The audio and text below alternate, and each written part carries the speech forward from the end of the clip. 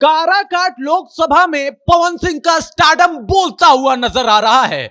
जब काराकाट में रैली करते हुए नजर आते हैं पवन सिंह, तो उनके रैली में जो जनसैलाब देखने को मिलता है वो काफी अलग है, काफी यूनिक है।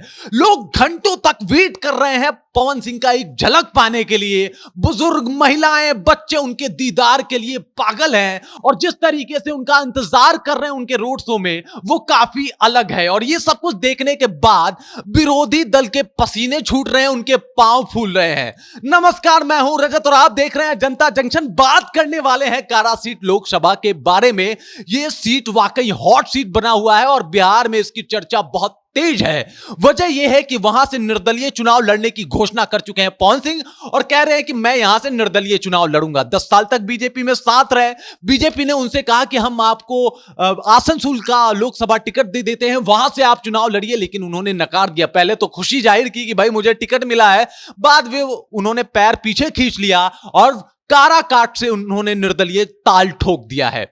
जब उनसे पूछा गया, मीडिया ने उनसे पूछा कि भाई आप वहां से चुनाव क्यों नहीं लड़े आसनसोल से, तो इसके ऊपर उनका जवाब आया कि आसनसोल या बंगाल में आए दिन जो दृश्य देखने को मिलते हैं इससे मेरी मां काफी परेशान थी और वो सोच रही थी कि वहां से मेरा बेटा चुनाव ना लड़े और मां का हुक्म सर आंखों पे था, इसलिए मैंने वहां से चुनाव नहीं लड़ा। लेकिन मेरे प्रशंसक लगातार बोल रहे थे कि आप काराकाट से चुनाव लड़िए और मैं काराकाट आ गया और यहां से लोकसभा का चुनाव मैं लड़ रहा हूं। मैं आपको बता दूं, उनकी रैली में जो जनसैलाब देखने को मिल रही है, जो भीड़ देखने को मिल रही है, जो महिलाएं, बच्चों, युवाओं में उत्साह देखने को मिल रहा है वो काफी अलग है। बहुत ज्यादा स्टारडम पावर स्टार का माना जाता है और उन्होंने अपना पावर दिखा दिया है। वो जिस तरीके से लगातार रैलियां कर रहे हैं, रोड शो कर रहे हैं, लोगों से मिल रहे हैं, लोगों से बातचीत कर रहे हैं, कहीं ना कहीं ये सब कुछ देखने के बाद विरोधी दल के पांव फूलते नजर आ रहे हैं। विरोधी दल कहीं ना कहीं उनसे परेशान होता हुआ नजर आ रहा है। मैं आपको बता दूं, काराकाट से एनडीए की तरफ से उपेंद्र कुशवाहा चुनाव लड़ रहे हैं और वहीं महागठबंधन की तरफ से राजा राम कुशवाहा। इन दो कुशवाहा के चक्कर में कहीं राजपूत पवन सिंह बाजी मार ना दें, यह सब कुछ तय होता हुआ नजर आ रहा है। मैं आपको बता दूं, 2.5 लाख राजपूत वोटर हैं वहां पे और इस वजह से अगर वो एक मुश्त वोट कर दें तो कहीं ना कहीं मुश्किलें बढ़ जाएंगी इन दोनों विरोधी पार्टियों के लिए। हालांकि पवन सिंह के फैन हर एक कास्ट में है, हर एक जाति में है, हर एक समुदाय में है, इसलिए पवन सिंह का वहां पे पलड़ा भारी पड़ता हुआ नजर आ रहा है। वो लगातार जनसैलाब उनके साथ जो दिख रहा है, कहीं ना कहीं वो विरोधी दलों की आंखों में खटकता हुआ भी नजर आ रहा है कि अगर ये बंदा इसी तरीके से लोगों के बीच जाता रहा और जितने उनके फैंस हैं, जो उनका स्टारडम है, अगर वो उसे वोट में कन्वर्ट कर लेते हैं तो मुश्किलें बढ़ जाएगी और निर्दलीय पवन सिंह वहां से बाजी मार सकते हैं। लेकिन इसका खासा नुकसान अगर किसी को होगा तो वो होगा उपेंद्र कुशवाहा को, क्योंकि अगर उपेंद्र कुशवाहा वहां से चुनाव लड़ रहे हैं एनडीए के टिकट पे, पवन सिंह वहां से चुनाव ना लड़ते तो जो राजपूत वोटर हैं, ये माना जाता है कि भाई वो बीजेपी के कोर वोटर हैं, वो उनके साथ चले जाते।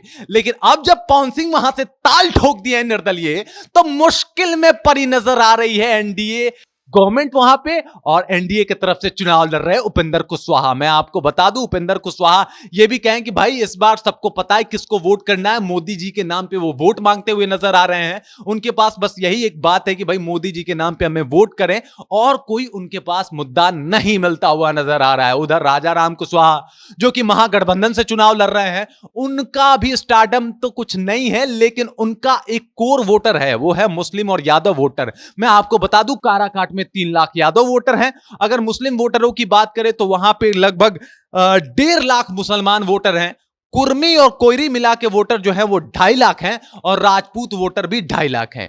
यादव वोटर जो वहां पे हैं वो 3 लाख हैं। और अगर कोर वोटिंग हो गई, यानी यादव एमवाई समीकरण भुनाने में कामयाब रहे राजा राम कुशवाहा, तो हो सकता है वहां से उनका टिकट निकल जाए। लेकिन जिस तरीके से पवन सिंह का स्टारडम काराकाट में बोल रहा है वो काफी अलग है, वो काफी दिलचस्प है, इसलिए यहां पे त्रिकोणीय मुकाबला होता हुआ नजर आ रहा है। यह माना जा रहा है कि यहां का मुकाबला थोड़ा मुश्किल है। बिहार का हॉट सीट बना हुआ है और बिहार में इसकी चर्चा बहुत तेज हो गई है।